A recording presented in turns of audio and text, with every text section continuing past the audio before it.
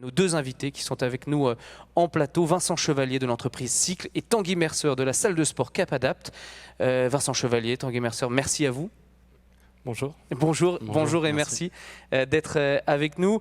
Il y a 2 ans, même 3 ans maintenant, c'était en 2018, vous avez été tous les deux lauréats du concours Les Espoirs de l'économie. On va découvrir avec vous vos 2 entreprises et puis comment ce concours a pu aussi vous aider. Vincent Chevalier, vous êtes donc l'un des fondateurs de l'entreprise Cycle. Cycle, ça s'écrit S-I-C-L-E. On va, je pense, comprendre le pourquoi de cette orthographe quand vous allez nous présenter votre entreprise. Vous vous décrivez sur votre site internet comme paysagiste, concepteur et jardinier à vélo. Alors expliquez-nous un peu le concept de votre entreprise. Oui, tout à fait. Donc Cycle, en fait, c'est un peu le jeu de mots avec les cycles naturels, mais également Cycle, en fait, pour société d'intérêt collectif pour l'environnement. Donc nous sommes paysagistes, concepteurs et jardiniers à vélo, c'est-à-dire qu'on intervient donc sur la sphère privée ou sur l'espace public. Donc sur la sphère privée plutôt pour des particuliers, des entreprises, des copropriétés, où on intervient en tant que paysagiste concepteur. Donc on dessine des espaces extérieurs, on est capable de les créer, en fait, de les réaliser par nous-mêmes et également de les entretenir. Donc ça, pour les collectivités comme pour le grand public, de concevoir un espace public ou un espace végétal. Oui, le métier de paysagiste concepteur, on le décline vraiment sur toutes les entreprises, que ce soit publiques ou privées. Donc ça peut très bien aller sur les collectivités, donc avec des aménagements de centres-bourgs, des quartiers d'habitation ou des espaces d'accompagnement de bâtiments. Et donc on le décline sur la sphère privée qu'on connaît un peu plus classiquement. Quelles sont les particularités sur un espace public d'une collectivité? Qu'est-ce qu'on vous demande de réaliser? On pourrait dire on peut juste faire un parterre de fleurs, voilà, mais non, c'est un peu plus compliqué que ça. Après, sur l'espace public, on intervient vraiment en tant que paysagiste concepteur.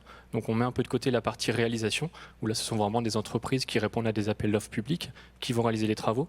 Par contre, on intervient en tant que paysagiste concepteur, où là on va dessiner, on va composer les espaces, en essayant d'optimiser en fait au maximum la biodiversité, les espaces végétalisés, l'infiltration aussi de l'eau, parce qu'on sait qu'il y a beaucoup de problématiques actuellement sur tout ce qui va être les problématiques d'artificialisation, de bétonisation du sol, c'est ça? Tout à fait, de réchauffement climatique. On doit, en tant que paysagiste, apporter des réponses sur toutes ces problématiques-là. Et donc c'est vraiment des sujets sur lesquels on essaie d'être assez pointu et d'apporter des réponses qui vont en faveur de l'écologie.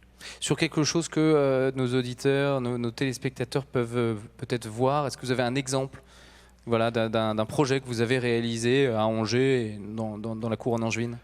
Je parlais plutôt d'un projet de particulier peut-être où on intervient du coup pour la création de jardins. Et ce qu'on va essayer de faire au maximum, c'est déjà d'utiliser en fait l'existant pour pouvoir réemployer des matériaux. Donc ça peut être des matériaux terreux ou ça peut être peut-être des dalles qui sont déjà en place. On va les réutiliser dans la composition et dans l'aménagement. Et après, c'est dans la réponse végétale, à chaque fois qu'on intervient pour de la taille d'arbustes, où on considère qu'il n'y a pas de déchets au jardin, en fait, on se doit de réutiliser ces matériaux, donc sous forme soit de compostage ou alors de paillage. Et donc on vient le mettre au pied des plantations, ce qui permet de limiter la pousse des adventices et d'essayer de limiter un peu l'usage de l'eau pour arroser les plantes. La pousse des adventices? C'est ce qu'on considère comme mauvaise herbe. Après, le mot mauvaise herbe n'est pas forcément toujours très adapté, mais on va dire une pousse qu'on ne tolère pas à un certain endroit. Tanguy Mercer, vous êtes le fondateur de ce club de remise en forme Capadapt. Alors je dis club de remise en forme, je ne sais pas si c'est la bonne désignation. Voilà, présentez-nous votre entreprise. Oui, effectivement, c'est un centre sport, santé, bien-être. Donc c'est effectivement une salle de sport. La différence, c'est que tout est adapté pour tous les publics. Il y a aussi bien des personnes valides, des personnes avec tout type de handicap, des sportifs de tout niveau. Donc il y a le côté sport, il y a aussi le côté santé, où il y a kinésithérapeutes, ostéopathes, psychologues, diététiciens qui interviennent.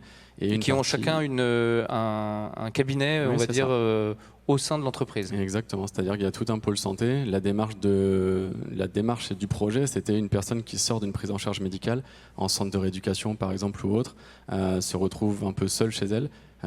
C'était répondre à comment permettre la poursuite de l'activité physique en post-prise en charge.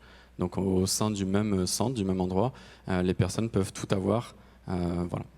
Et ils sont indépendants par rapport à Capadapt, le kinésithérapeute, ou font partie de l'entreprise? Alors tous les professionnels de santé sont indépendants, ils sont à leur compte, on leur loue les espaces, on leur met à disposition.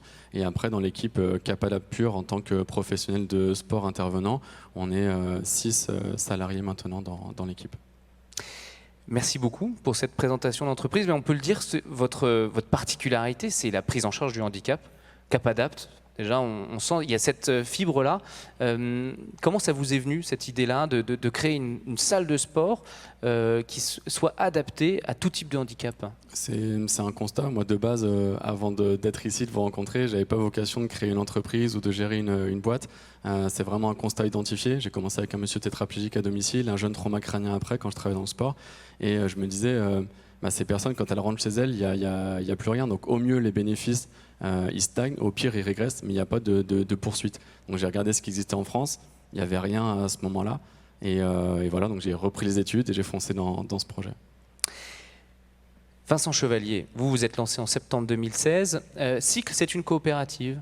Qu'est-ce que ça veut dire? Oui, c'est une société coopérative, donc ce qui veut dire qu'en fait chaque salarié est amené à devenir associé et donc participer en fait aux grandes décisions stratégiques de l'entreprise. Ça peut être sur des thématiques de ressources humaines ou sur des visions un peu à long terme de l'entreprise que chacun a envie de voir en fait en cycle. Et nous on considère qu'en fait l'entreprise doit être au service du salarié et non l'inverse en fait. Combien de salariés? En septembre, on sera 10 en fait, parce qu'on va accueillir un nouvel apprenti en septembre. Donc on a démarré à 3 associés fondateurs en septembre 2016 et on sera désormais 10. Ouais.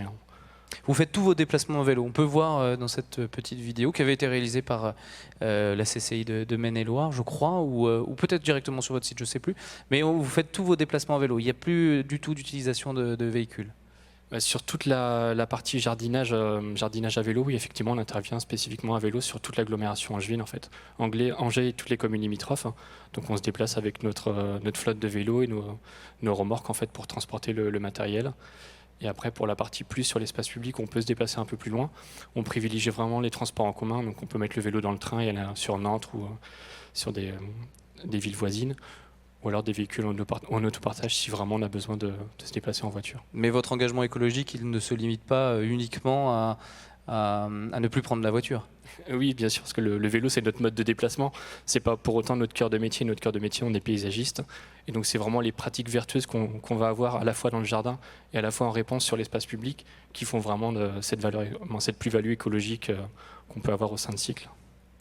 Tanguy Mercer, une question aussi sur la période actuelle qu'on vient de vivre. Mais je pourrais vous la poser à vous. Mais je ne sais pas si elle a eu le même impact, on le sait, sur les salles de sport. Elles ont été fermées tout bonnement. Voilà. Comment vous l'avez vécu, cette période de déconfinement successifs? On l'a vécu, on a essayé de le vivre positivement, comme l'état d'esprit qu'on essaie de véhiculer aux gens. On a essayé de développer une partie institut de bien-être qui n'existait pas ou très peu jusque-là. On a essayé d'accompagner les gens encore tout au long de cette période, en se revisitant, en se réinventant, voilà, comme beaucoup. Et aussi dans le centre, comme on en parlait tout à l'heure, l'espace santé qui continue lui à fonctionner. Donc on a pu continuer à accueillir les personnes en affection de longue durée.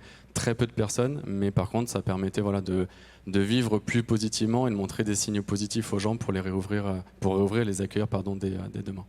Vincent Chevalier, même question alors pour vous. Est-ce que ça a eu un impact, cette crise? Oui, je pense que les gens ont vraiment eu ce besoin en fait, d'avoir un jardin et de pouvoir profiter d'un espace extérieur. Donc c'est vrai que vous avez rebondi finalement. Ça a oui, été positif pour vous? Oui. Bon, positif, je ne sais pas, si on considère plus largement, on peut que dénigrer cette situation, mais c'est vrai que pour la partie qui nous concerne Cycle, on a vraiment ressenti qu'il y a eu un boom en fait, de ce besoin, en tout cas des gens, d'avoir un espace extérieur, d'en profiter. Et on voit qu'on peut lier très facilement en fait, la crise sanitaire à la crise écologique, et nous on essaie d'apporter des réponses en fait, à ces deux problématiques-là. Tanguy Mercer, dernière question. Qu'est-ce que ça vous a apporté, le fait d'être l'un des lauréats de la grande aventure d'entreprendre en 2018?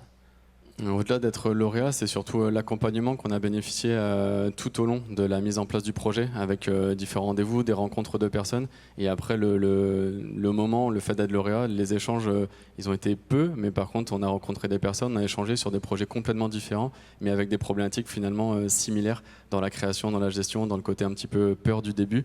Voilà. Donc c'était surtout de ce point de vue. Vincent Chevalier, un mot à rajouter avant de conclure? Peut-être que je pense que ça a vraiment levé le doute sur la crédibilité de notre projet. Nous, on était convaincus de notre projet, mais on avait des petites voix qui, parfois, on entendait le jardinier à vélo, c'est pas possible, choses comme ça. Et j'ai l'impression que depuis le concours de la GAE, en fait, ces petites voix se sont envolées, donc ça nous a donné, je pense, une vraie crédibilité. Et nous, on s'est complètement assumé dans ce qu'on pouvait, dans les réponses qu'on pouvait apporter en termes de jardinage ou de paysage.